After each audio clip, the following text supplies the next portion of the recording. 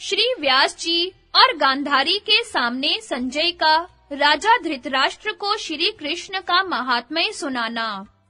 वैशंपायन जी कहते हैं, राजन, दुर्योधन से ऐसा कह राजा धृतराष्ट्र ने संजय से फिर कहा, संजय, अब जो बात सुनानी रह गई है वह भी कह दो। श्री कृष्ण के बाद अर्जुन ने तुमसे क्या कहा था, उसे सुनने के लिए मुझे बड़ा कौतूहल हो रहा है।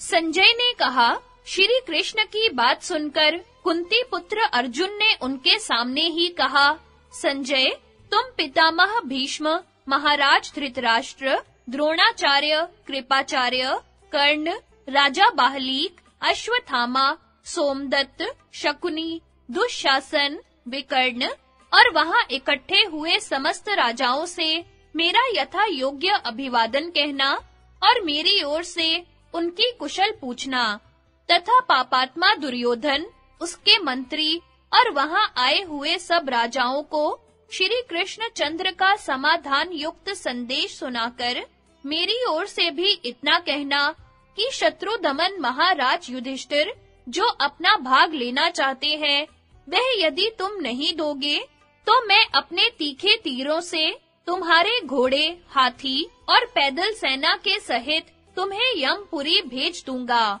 महाराज, इसके बाद मैं अर्जुन से विदा होकर और श्री कृष्ण को प्रणाम करके उनका गौरवपूर्ण संदेश आपको सुनाने के लिए तुरंत ही यहाँ चला आया। वैशंपायन जी कहते हैं, राजन, श्री कृष्ण और अर्जुन की इन बातों का दुर्योधन ने कुछ भी आदर नहीं किया, सब लोग चुप ही रहे। फिर वहां जो देश-देशांतर के नरेश बैठे थे, वे सब उठकर अपने-अपने डेरों में चले गए। इस एकांत के समय धृतराष्ट्र ने संजय से पूछा, संजय, तुम्हें तो दोनों पक्षों के बलाबल का ज्ञान है, यों भी तुम धर्म और अर्थ का रहस्य अच्छी तरह जानते हो और किसी भी बात का परिणाम तुमसे छिपा नहीं है। इसलिए तुम ठीक-ठीक बताओ कि इन दोनों पक्षों में कौन सबल है और कौन निर्बल। संजय ने कहा, राजन, एकांत में तो मैं आपसे कोई भी बात नहीं कहना चाहता, क्योंकि इससे आपके हृदय में डाह होगी। इसलिए आप महान तपस्वी भगवान व्यास और महारानी गांधारी को भी बुला लीजिए।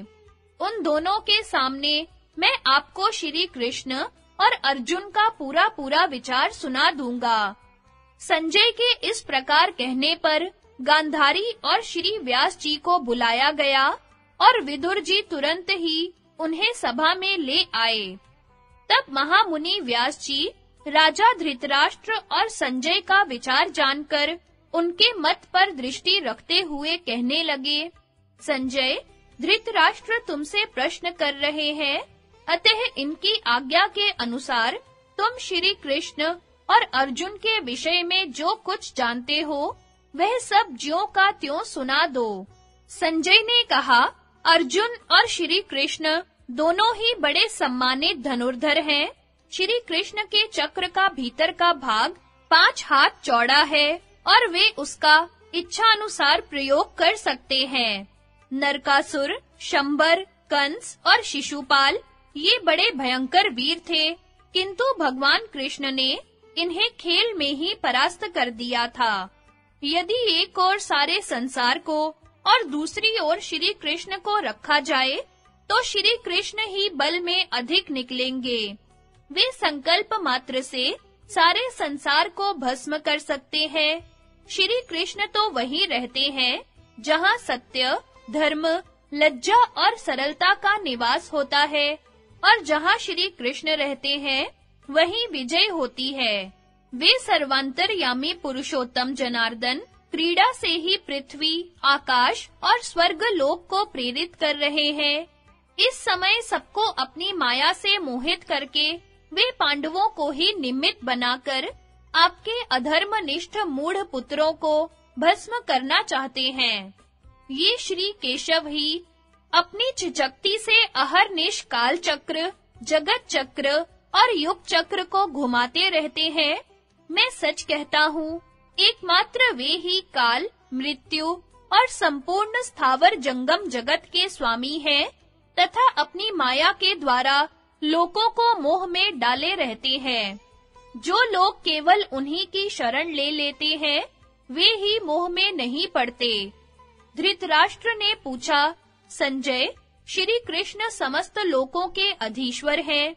इस बात को तुम कैसे जानते हो और मैं क्यों नहीं जान सका? इसका रहस्य मुझे बताओ।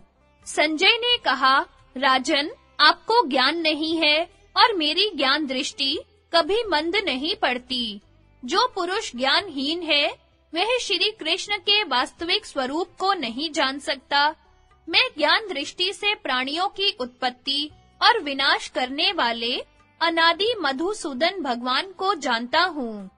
धृतराष्ट्र ने पूछा, संजय, भगवान कृष्ण में सर्वदा तुम्हारी जो भक्ति रहती है, उसका स्वरूप क्या है? संजय ने कहा, महाराज, आपका कल्याण हो। सुनिए, मैं कभी भी कपट का आश्रय नहीं लेता, किसी व्यर्थ धर्म का आचरण नहीं करता। ध्यान योग के द्वारा मेरा भाव शुद्ध हो गया है, अतः शास्त्र के वाक्यों द्वारा मुझे श्री कृष्ण के स्वरूप का ज्ञान हो गया है। यह सुनकर राजा धृतराष्ट्र ने दुर्योधन से कहा, भैया दुर्योधन, संजय हमारे हितकारी और विश्वास पात्र हैं, अतः तुम भी ऋषिकेश जनार्दन भगवान श्री कृष्ण की शरण लो।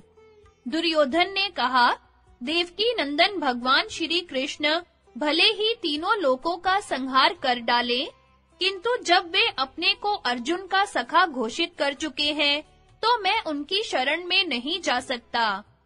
तब धृतराष्ट्र ने गांधारी से कहा, गांधारी, तुम्हारा यह दुर्बुद्धि और अभिमानी पुत्र ईर्ष्यावश सत्पुरुषों की बात न मानकर अधोगति की ओर जा रहा है।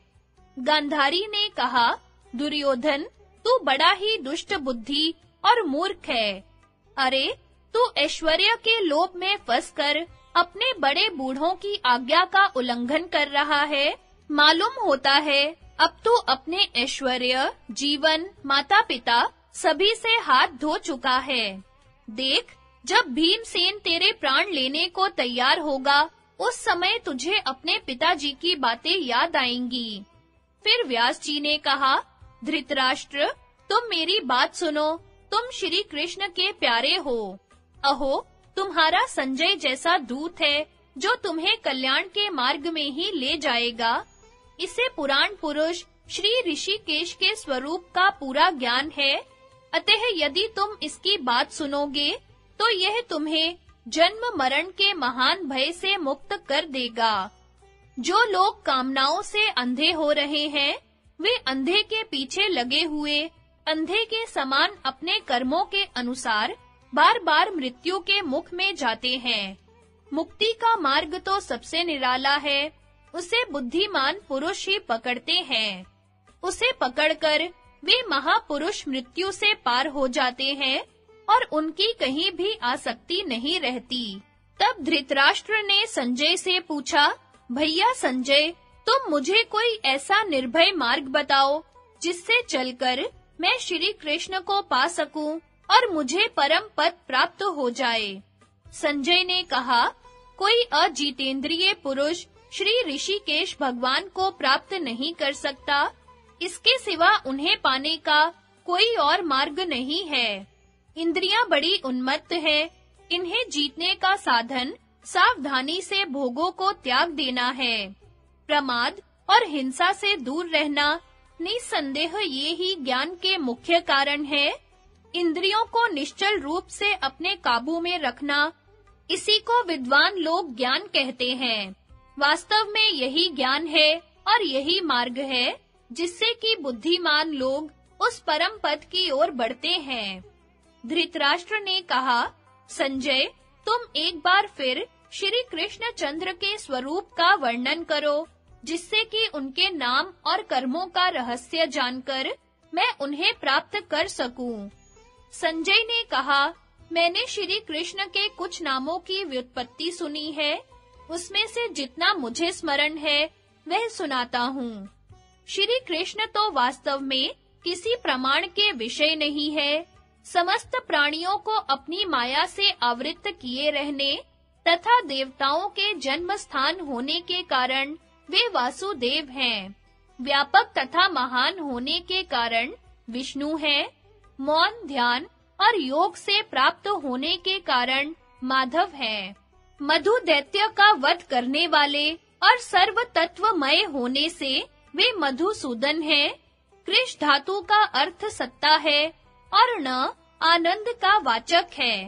इन दोनों भावों से युक्त होने के कारण यदुकुल में अवतीर्ण हुए श्री विष्णु कृष्ण कहे जाते हैं। हृदय रूप पुंडरीक ही आपका नित्य आलय और अविनाशी परम स्थान है, इसलिए पुंडरीकाक्ष कहे जाते हैं। तथा दुष्टों का दमन करने के कारण जनार्दन है, क्योंकि आप सत्व गुण से कभी च्युत नहीं होते और न कभी सत्व की आप में कमी ही होती है, इसलिए आप सात्वत हैं।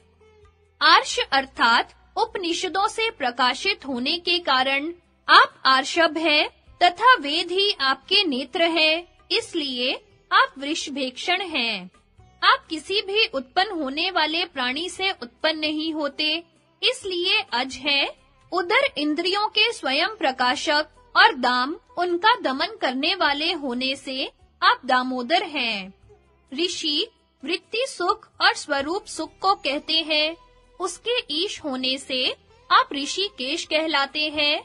अपनी भुजाओं से पृथ्वी और आकाश को धारण करने वाले होने से आप महाबाहु हैं। आप कभी अधः क्षीण नहीं होते, इसलिए अधोक्षज हैं। तथा नरों के अयन होने से नारायण कहे जाते हैं। जो सब में पूर्ण और सबका आश्रय हो, उसे पुरुष कहते हैं। उनमें श्रेष्ठ होने से आप पुरुषोत्तम हैं। आप सत और असत, सबकी उत्पत्ति और लय के स्थान हैं तथा सर्वदा उन सबको जानते हैं, इसलिए सर्व हैं। श्री कृष्ण सत्य में प्रतिष्ठित है और सत्य उनमें प्रतिष्ठित है तथा वे सत्य से भी सत्य हैं, इसलिए सत्य भी उनका नाम है। वे विक्रमण करने के कारण विष्णु है, जय करने के कारण जिष्णु है, नित्य होने के कारण अनंत है और गो अर्थात इंद्रियों के ज्ञाता होने से गोविंद है। वे अपनी सत्ता स्फूर्ति से असत्य को सत्य सा दिखाकर सारी प्रजा को मोह में डाल देते हैं। निरंतर धर्म में स्थित रहने वाले भगवान मधुसूदन का स्वरूप ऐसा है। वे श्री अच्युत भगवान कौरवों को नाश से बचाने के लिए यहाँ पधारने वाले हैं। धृतराष्ट्र बोले, संजय, जो लोग अपने नेत्रों से भगवान के तेजोमय दिव्य विग्रह का दर्शन करते हैं, उन नेत्रवान पुरुषों के भाग्य की मुझे भी लालसा होती है। मैं आदि, मध्य और अंत से रहित अनंत कीर्ति तथा ब्रह्मा आदि से भी श्रेष्ठ पुराण पुरुष श्री कृष्ण की शरण लेता हूँ, जिन्होंने तीनों लोकों की रचना की है, जो देवता, असुर, नाग और राक्षस सभी की उत्पत्ति करने वाले हैं तथा राजाओं और विद्वानों में प्रधान हैं। उन इंद्र के अनुज श्री कृष्ण की मैं शरण हूँ।